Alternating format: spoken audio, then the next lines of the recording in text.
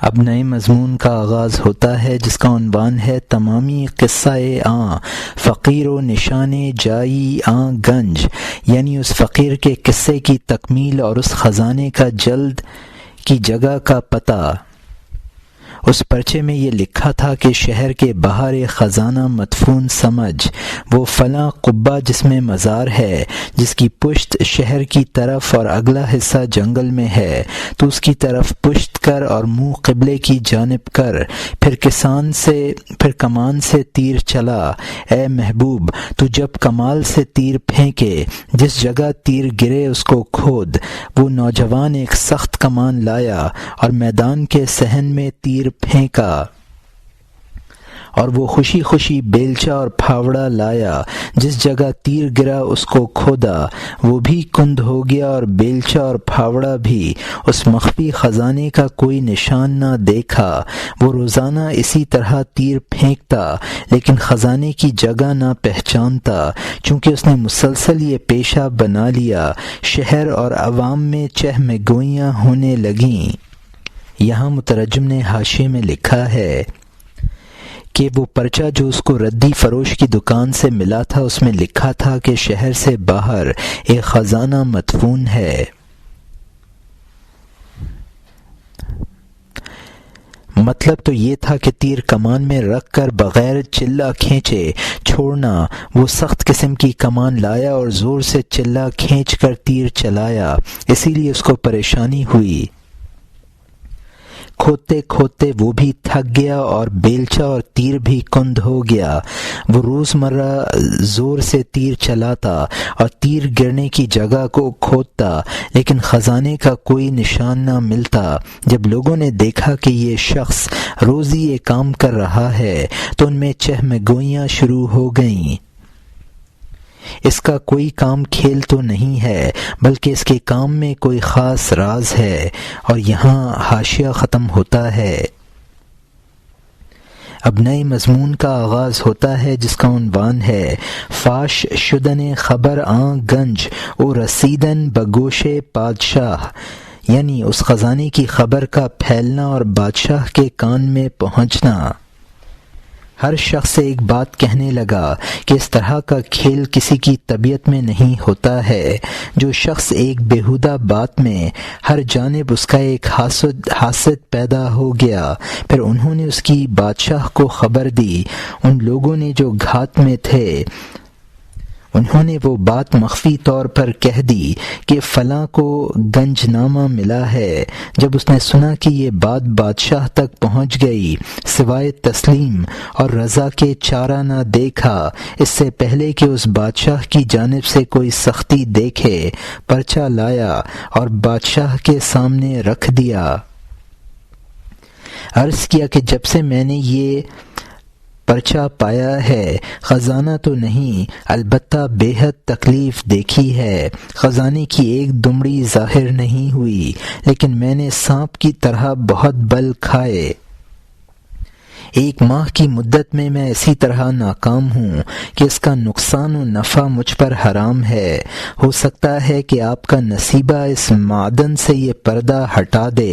اے جنگ میں کامیاب اور قلعہ کشا شاہ، 6 مہینے سے کچھ زیادہ مدت تک بادشاہ تیر چلاتا تھا اور کنواں کھودتا تھا۔ جہاں کہیں بھی کوئی سنجیدہ کمان والا چالاک آدمی تھا، وہ تیر پھینکتا اور ہر جانب خزانے کو تلاش کرتا تھا۔ سوائے پریشانی اور غم اور بیہودہ گوئی کے کچھ نہیں۔ عنقا کی طرح نام شہوار اور ذات ندارد، عنقا کی طرح نام مشہور اور ذات ندارد۔ یہاں مترجم نے حاشیے میں لکھا ہے کہ لوگوں کو جستجو سے پتہ چل گیا کہ وہ خزانے کی تلاش میں ہے اور اس کے ہاتھ کوئی گنج نامہ آیا ہے، تو حاسدوں نے بادشاہ سے جا کہا۔ جب اس فقیر نے سنا کہ بادشاہ تک خبر پہنچ گئی ہے تو اس سے پہلے کہ گنج نامہ مجبوراً بادشاہ کو دینا پڑے، اپنی خوشی سے بادشاہ کے سامنے پیش کر دیا۔ بادشاہ سے یہ بھی کہا کہ جب سے یہ گنج نامہ ملا ہے۔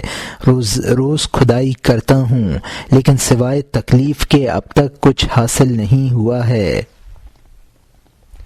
اگر خزانہ مل جاتا تو اس سے تجارت کرنے میں مجھے نفع و نقصان پہنچ سکتا تھا۔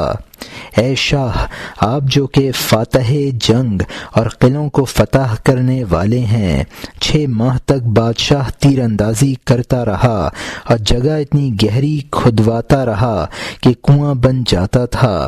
بادشاہ ہر جگہ سے تیر انداز بلواتا تھا اور تیر گرنے کی جگہ خزانہ تلاش کرتا تھا۔ کمان کو صحیح تول کر تیر چلانے والے کو سختہ کمان کہا ہے۔ اور یہاں حاشیہ ختم ہوتا ہے۔ اب نئے مضمون کا آغاز ہوتا ہے جس کا عنوان ہے نومید شدن آں پادشاہ از نا یافتن آں گنج و ملول شدن او از طلب آں گنج سعادت، یعنی اس خزانے کے نہ پانے سے بادشاہ کا نا امید ہونا اور اس نیک بختی کے خزانے کی طلب سے اس کا عاجز آ جانا۔ جب عرض و طول میں رکاوٹ آئی، بادشاہ کا اس خزانے سے دل بھر گیا اور ملول ہو گیا۔ جنگلوں میں ایک ایک گز پر بادشاہ نے کنواں کھدوا دیا، خزانے سے سوائے مذاق کے کچھ نہ دیکھا۔ پھر اس نے اس دردمند فقیر کو طلب کیا، غصے سے پرچہ اس کے سامنے پھینک دیا، کہا یہ پرچہ لے لے، اس کے کچھ نشان نہیں ہیں، تو اس کے مناسب ہے، چونکہ تجھے کوئی کام نہیں ہے، یہ اس کا کام نہیں ہے جسے کوئی کام ہو۔ اگر پھول جل جائے تو وہ کانٹے کے چکر نہیں کاٹتا ہے۔ ایسے مالی خولیے والے کم ہوتے ہیں جو منتظر ہوں کہ ان کے لیے لوہے سے گھاس اگے۔ اس کام کے لیے تجھ جیسا سخت جان چاہیے، چونکہ تو سخت جان ہے، اس کی تلاش کر۔ اگر تو نہ پائے گا تجھے رنج نہ ہوگا، اور اگر تو پالے گا تو میں نے تیرے لیے حلال کیا۔ عقل نا امیدی کے راستے پر کب دوڑتی ہے؟ عشق ہی ہوتا ہے جو اس جانب سر کے بل دوڑتا ہے۔ بے پرواہ عشق ہوتا ہے نہ کہ عقل۔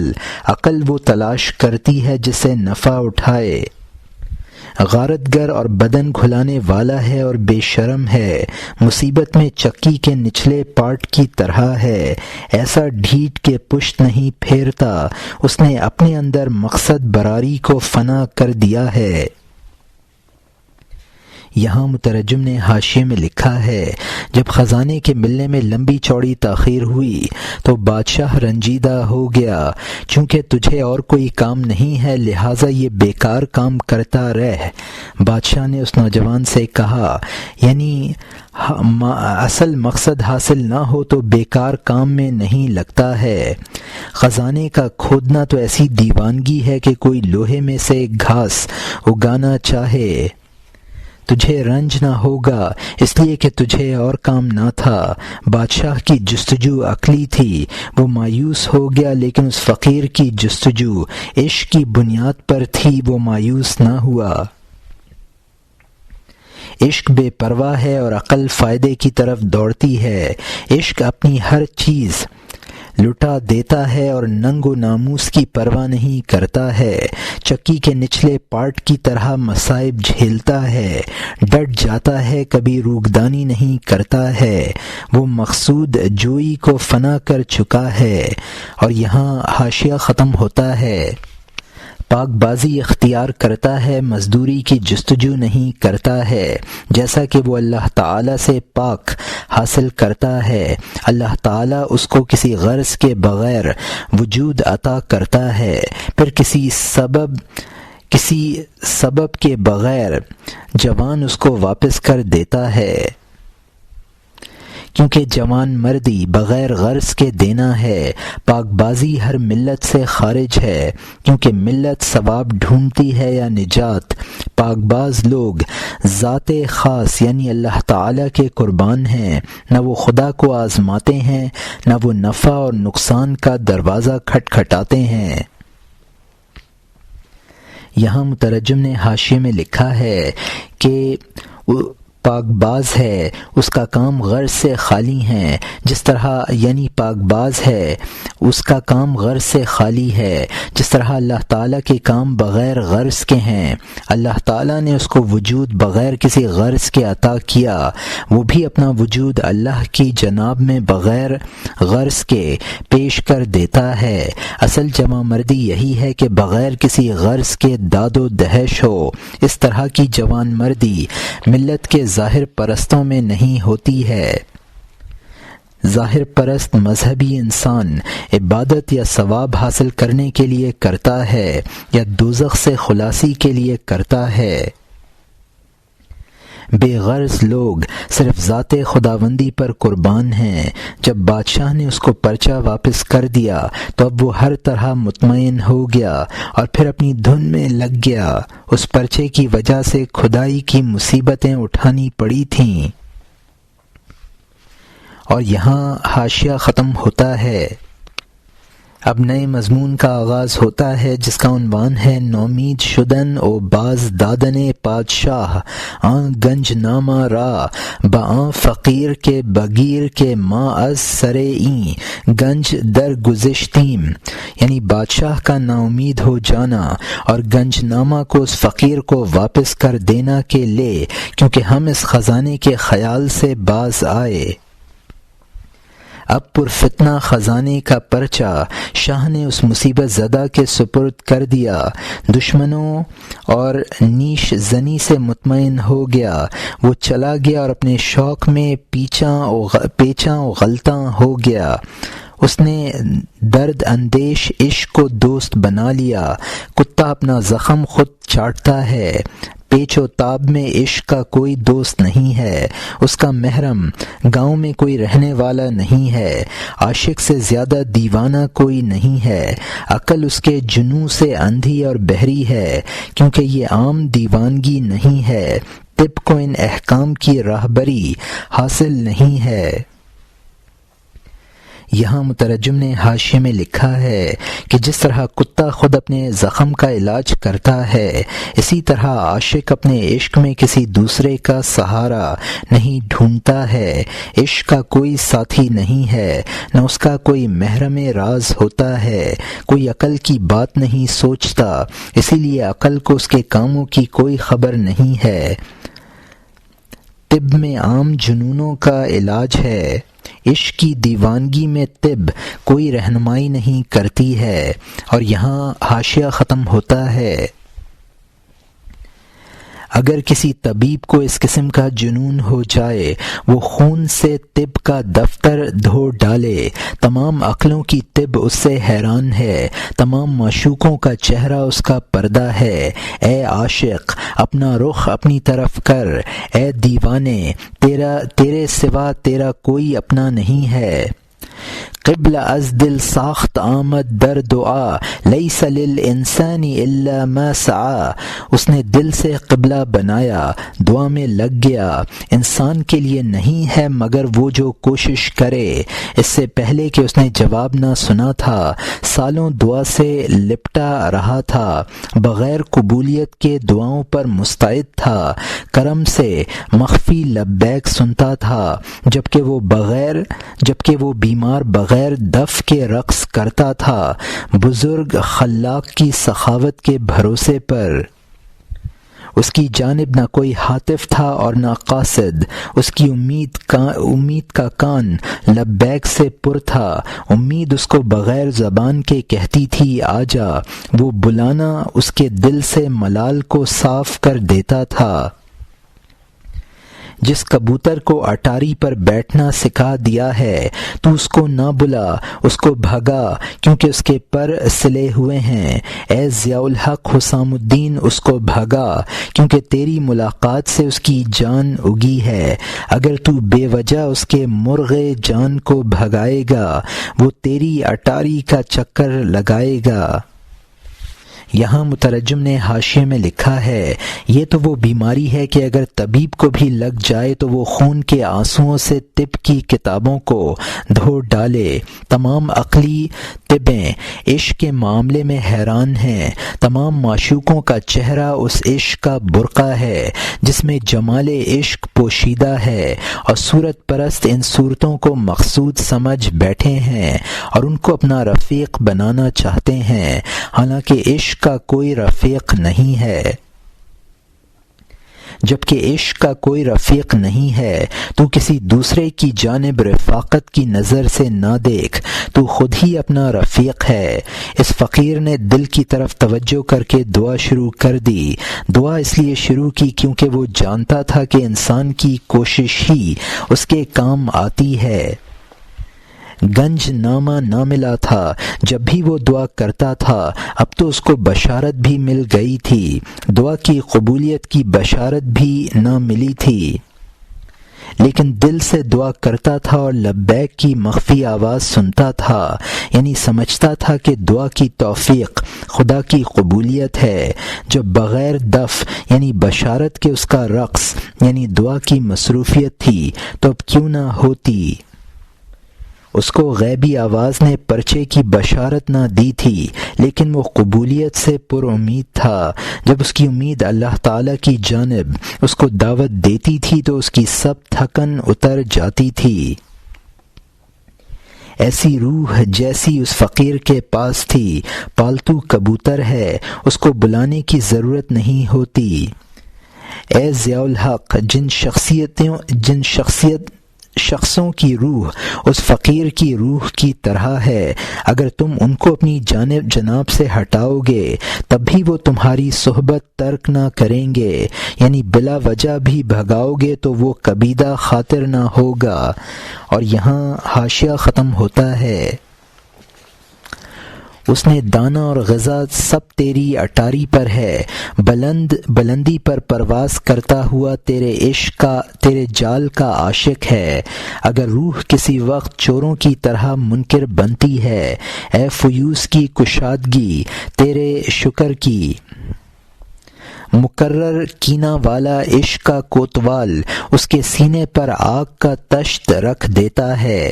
اگر سورج کی جانب اور گرد سے گزر جا، اگر سورج کی جانب آ اور گرد سے گزر جا، تجھے عشق کے شاہ نے بلایا ہے جلد پلٹ۔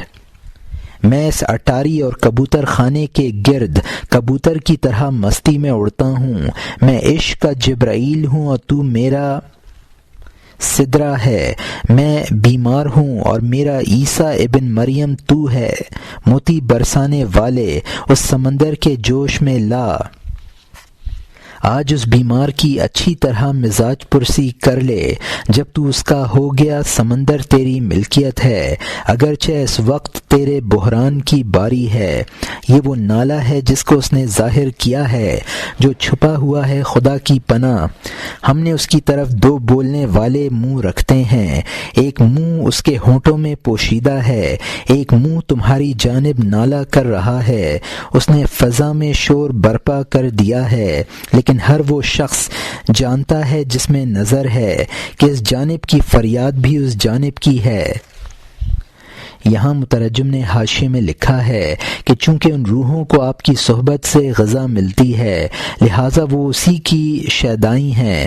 اگر کسی وقت یہ روح منکر ہوتی ہے، یعنی تقاضائے عشق و محبت کی ادائیگی میں کوتاہی کرتی ہے، تو شمع عشق پھر آگ کو بھڑکا دیتا ہے، یعنی شمع عشق بار بار اپنا کینہ نکالنے والا ہے۔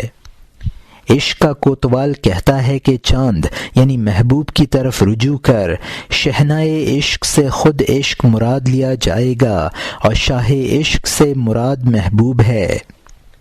مولانا رحمۃ اللہ علیہ فرماتے ہیں کہ میں ضیاء الحق کی اٹاری کا کبوتر ہوں۔ حضرت جبرائیل علیہ السلام کا منتہا سدرۃ المنتہا ہے۔ اپنے فیوز و برکات کے سمندر کو جوش دیجیے اور مجھے بیمار کی اچھی طرح پرسش کیجیے۔ بحر سے مراد حق تعالی ہے۔ حدیث شریف ہے من کان للہ کان اللہ لہ، یعنی جو خدا کا ہو گیا خدا اس کا ہو گیا۔ اگرچہ فی الحال تجھے یہ مرتبہ حاصل نہیں ہے، میں التجا اور زاری کر رہا ہوں، یہ بھی اسی کا عطیہ ہے اور یہ اس درد کا تھوڑا سا اظہار ہے۔ جس طرح بانسری کے دو منہ ہوتے ہیں، ایک بجانے والے کے منہ میں، دوسرا سامعین کی جانب، اور جو کچھ سننے والے سنتے ہیں وہی ہوتا ہے۔ جو پھونکنے والے کا منہ اس کے منہ میں پھونکتا ہے، اسی طرح میرا نالہ و شیون بھی اسی محبوب کا فعل ہے۔ جو صاحب نظر ہے وہ جانتا ہے کہ میری آہ و فغاں میری نہیں ہے بلکہ وہی محبوب مجھ سے کرا رہا ہے۔ اور یہاں حاشیہ ختم ہوتا ہے۔ اس نے اس نے کا شور اس کی پھونکوں سے ہے، روح کی ہائے او ہو اس کی ہائے او ہو کی وجہ سے ہے۔ اگر نے کا اس کے ہونٹوں سے وصل نہ ہوتا، نے دنیا کو شکر سے پر نہ کرتی۔ آپ کسی کے ساتھ سوئے اور کس پہلو سے بیدار ہوئے؟ کیا آپ ایسے جوش میں دریا کی طرح ہیں؟ یا آپ نے میں اپنے خدا کے پاس رات گزارتا ہوں پڑھا ہے، اپنے آپ کو آگ کے دریا کے وسط میں ڈال دیا ہے؟ اے آگ تو ٹھنڈی ہو جا کا نعرہ اے مقتدا آپ کی جان کی حفاظت بن گیا ہے۔ اے ضیاء الحق آپ دین اور دل کی تلوار ہیں۔ سورج کو مٹی میں کب چھپایا جا سکتا ہے؟ ان مٹی کے ڈھیلوں نے ارادہ کیا ہے کہ آپ کے سورج کو چھپا دیں۔ پہاڑ کے دل کے لعل آپ کے دلال ہیں، باغ مسکراہٹ میں آپ سے مالا مال ہیں۔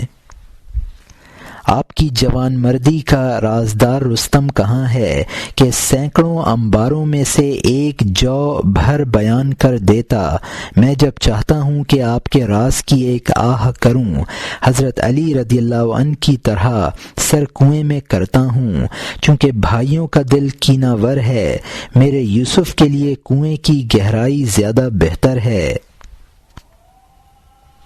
میں مست ہو گیا ہوں، میں اپنے آپ کو شور و غل پر پھینکے مارتا ہوں۔ کنواں کیا ہوتا ہے؟ جنگل میں خیمہ لگاتا ہوں۔ یہاں مترجم نے حاشیے میں لکھا ہے کہ اس بانسری کا جو کچھ نوحہ ہے وہ اس کی پھونکوں کا اثر ہے۔ السلطان یتصرف فی ملکہ کیف یشاء، یعنی بادشاہ اپنی ملکیت میں جس طرح چاہتا ہے تصرف کرتا ہے۔ اگر نالہ و زاری محبوب کی جانب سے نہ ہوتی تو اس میں اس قدر جذب نہ ہوتا اور وہ دنیا کو شکر سے پر نہ کرتا۔ اے ضیاء الحق یقیناً آپ رات کو عشق کے ہم آغوش تھے، تبھی آپ میں اس قدر جوش و خروش ہے۔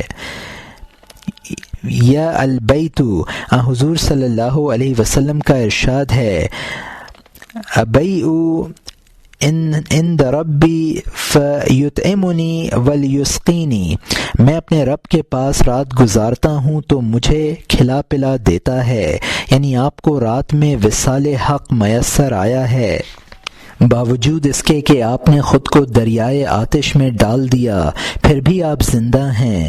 معلوم ہوتا ہے کہ آپ کے ساتھ حضرت ابراہیم علیہ السلام والا معجزہ پیش آیا ہے۔ اے ضیاء الحق جبکہ تمہارے جوش و خروش سے بہت سے مستفید ہو رہے ہیں تو چند حاسدوں کے سورج پر مٹی ڈالنے سے سورج نہیں چھپ سکتا۔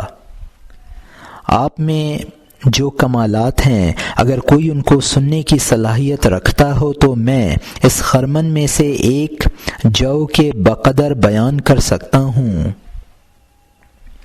حضرت علی رضی اللہ عنہ کے بارے میں مشہور ہے کہ وہ جب بعض اسرار کو چھپانے سے عاجز آ جاتے تھے اور کوئی ہمراز نہ ملتا تھا جس کو سنا کر دل ہلکا کر سکیں تو کنویں میں منہ ڈال کر وہ راز کہہ دیتے تھے۔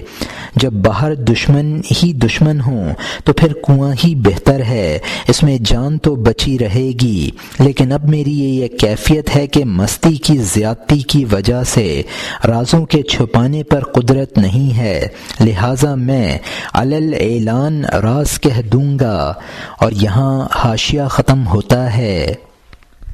میرے ہاتھ پر آتشی شراب رکھ دو، پھر مستانہ شان و شوکت دیکھو، کہہ دو وہ فقیر بغیر خزانے کے منتظر رہے، کیونکہ ہم اس وقت شراب میں غرق ہیں۔ اے فقیر، اس وقت خدا سے پناہ چاہ، مجھ ڈوبے ہوئے سے مدد نہ چاہ، کیونکہ مجھے اس سند کی پرواہ نہیں ہے، مجھے اپنی اور اپنی داڑھی کی یاد نہیں ہے۔ آبرو اور غرور کہاں سمائے گا اس شراب میں جس میں بال نہیں سماتا ہے۔ اے ساقی، ایک بھاری جام دے، خواجہ کو داڑھی اور مونچھوں سے نجات دے۔ اس کا تکبر ہم پر مونچھوں کو تاؤ دیتا ہے، لیکن وہ ہمارے رشک سے داڑھی نوچتا ہے۔ تو اس سے مات کھا، تو اس سے مات کھا، اس سے مات، کیونکہ ہم تو اس کی مکاریاں جانتے ہیں۔ 100 سال بعد جو اس پر آئے گا، شیخ معین طریقے پر سب موجود دیکھ لیتا ہے۔ عام انسان آئینے میں وہ کون سی چیز دیکھتا ہے جو شیخ کچی اینٹ میں نہ دیکھ لے؟ جو کچھ دڑھیالے نے اپنے گھر میں نہ دیکھا، وہ بے ریش پر ایک ایک ظاہر ہے۔ یہاں مترجم نے حاشیے میں لکھا ہے کہ ایک توجہ اور ڈال دیجئے، پھر میری مستی کی شان دیکھیے۔ اگرچہ فقیر کا قصہ خزانہ ملنے تک میں پورا نہیں کر سکا ہوں اور وہ اس خزانے کا منتظر ہے، لیکن مجھ پر شراب کی مستی طاری ہے۔ اب مجھے اس کی جگہ کی تلاش کی فرصت نہیں ہے۔ اب میں فقیر کی کوئی مدد نہیں کر سکتا ہوں، وہ صرف خدا کی پناہ چاہ لے۔ یعنی وہ پرچہ جس میں خزانے کی بات مذکور تھی، میں خود اپنے آپ کو فراموش کر چکا ہوں، تو مجھے پرچے کی کیا پرواہ ہے؟ جو شراب اس قدر مصفہ ہے کہ اس میں بال بھی نظر آ جاتا ہے، اس شراب کے بعد انسان میں تکبر اور حب جاہ بالکل باقی نہیں رہتی۔ تکبر و غرور کا ازالہ کا یہی علاج ہے کہ انسان شراب عشق ہے، چونکہ وہ خواجہ شراب عشق سے خالی ہے اور ہماری مستی کے خلاف مونچھوں کو تاؤ دیتا ہے، یعنی تفاخر کرتا ہے، لیکن اس کے اس فعل کا ضرر اسی کو پہنچتا ہے اور وہ خود اپنی داڑھی نوچتا ہے۔ اب اس خواجہ کو تو بیخن کہتے ہیں۔ اچھا، اگر تو ہم فقیروں سے تکبر کرتا ہے تو کرتا رہ، ہمیں اس کا کوئی نقصان نہ پہنچے گا، ہم اس تکبر کی مکاریوں سے واقف ہیں۔ تجھے لامحالہ اپنے اس غرور کا خمیازہ بھگتنا پڑے گا۔ اس کی سزا کو فی الحال نہیں دیکھ رہا ہے، لیکن ہمیں وہ نظر آ رہی ہے۔ سزا اور تکبر کے بد نتائج جو تو 100 سال کے بعد دیکھے گا، ہمیں ابھی سے نظر آ رہے ہیں۔ عوام جس چیز کو آئینے میں دیکھتے ہیں، شیوخ اس کو کچی اینٹ میں دیکھ لیتے ہیں جس پر معمولی جلا بھی نہیں ہوتی ہے۔ گھر کے اندر کی چیز جو داڑھی والا نہیں دیکھ پاتا، بچہ اس کو دیکھ لیتا ہے۔ محرموں کے چھپے ہوئے اعضاء بڑی عمر کا انسان نہیں دیکھ پاتا، بچے دیکھ لیتے ہیں۔ اور یہاں حاشیہ ختم ہوتا ہے۔ تو دریا میں جا، کیونکہ تو مچھلی کا جنا ہے، داڑھی میں تنکے کی طرح کیوں پڑا ہے؟ تو تنکا نہیں ہے، تجھ سے دور تو رشک گوہر ہے۔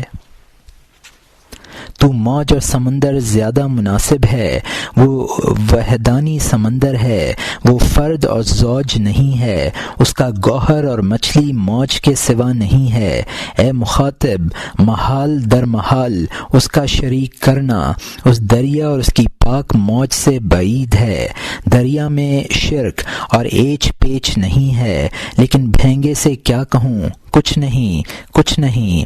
اے برہمن، چونکہ ہم بھینگوں کے ساتھی ہیں، مشرکانہ باتیں کرنا ضروری ہو گیا۔ وہ ذات جو وصف اور خیال سے ورا ہے، گفتگو کے میدان میں بجز دوئی کے نہیں آتی۔